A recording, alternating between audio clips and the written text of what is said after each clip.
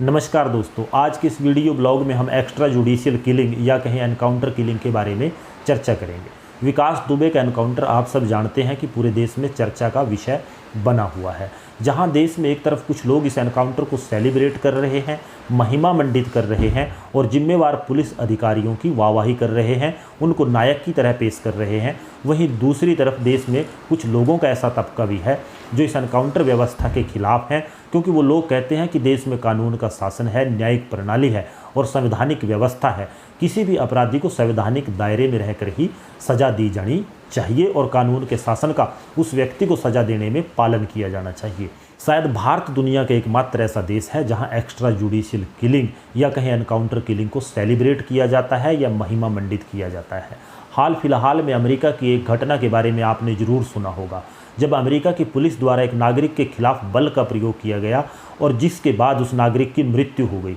न केवल अमेरिका में इस घटना के बाद बल्कि पूरी दुनिया में ब्लैक लाइव्स मूवमेंट चला, जिसके बाद अमेरिका की पूरी व्यवस्था को और पुलिस प्रशासन को नागरिकों के सिविल लिबर्टीज़ के लिए चलाए गए उस आंदोलन के सामने झुकना पड़ा। वहीं आप में से शायद बहुत कम लोगों ने सुना होगा कि कैसे भारत के एक राज्य तमिलनाडु में पिता पुत्र की मृत्यु पुलिस कस्टडी में किए गए टॉर्चर के कारण हो गई। उन्होंने कोई बहुत बड़ा अपराध नहीं किया था, बल्कि लॉकडाउन में जो सरकार के दिशा निर्देश थे उनके खिलाफ जाकर शायद उनकी मोबाइल की दुकान थी उसको खोलने का काम किया। उनके खिलाफ एक ऑटो रिक्शा ड्राइवर ने शिकायत दी थी, जिसके बाद पुलिस ने उनको हिरासत में ले लिया और इस बुरी तरीके से टॉर्चर किया कि उसके बाद पिता पुत्र की मृत्यु हो गई। तमिलनाडु में पिता पुत्र के साथ पुलिस कस्टडी में हुए टॉर्चर में उनकी मृत्यु के बाद पूरे देश में नागरिक अधिकारों के लिए आंदोलन चलाए जाने की जरूरत थी। लेकिन दुखद की सबसे परे हम आज भी एक्स्ट्रा जुडिशियल किलिंग और एनकाउंटर्स को सेलिब्रेट कर रहे हैं।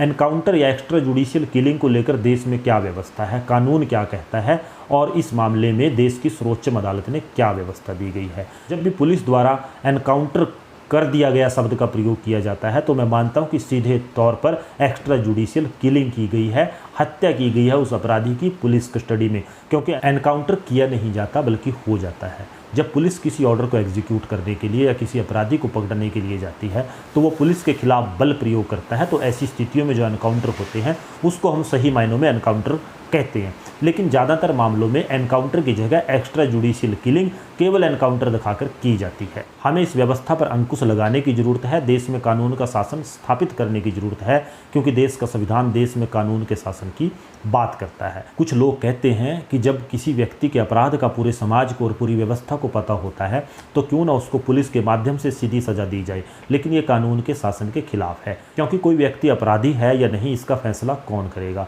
ये पुलिस के हाथों में नहीं दिया जा सकता। न्यायिक प्रणाली ही ये डिसाइड करती है कि कौन व्यक्ति अपराधी है या नहीं। महाराष्ट्र में 1995 से 97 के बीच 90 एनकाउंटर हुए, जिसके बाद एक NGO people's union for civil liberties ने देश की श्रेष्ठ अदालत सुप्रीम कोर्ट में एक याचिका दायर की और इन मामलों में जांच की मांग की, जिसके बाद देश की श्रेष्ठतम अदालत सुप्रीम कोर्ट ने 23 सितंबर 2014 को 2 जजों की बेंच के माध्यम से, जिसमें चीफ जस्टिस RM लोढ़ा और जस्टिस RF नरीमन थे, एक फैसला दिया जिसमें व्यवस्था की गई कि जब कभी भी एनकाउंटर का मामला सामने आता है, जो गाइडलाइंस उसमें जारी की गई उनको फॉलो किया जाना जरूरी है। देश की श्रेष्ठतम अदालत ने कहा कि एक्स्ट्रा जुडिशियल किलिंग देश में किसी भी कीमत पर अलाउ नहीं की जा सकती, चाहे सरकार क्यों ना हो, कानून के शासन का पालन किया जाना जरूरी है और किसी भी व्यक्ति को, क्योंकि देश का संविधान आर्टिकल 21 में protection of life and liberty की गारंटी देता है, जिसमें राइट टू लाइफ अंतर्निहित है और किसी भी व्यक्ति को, संस्था को या सरकारी इदारे को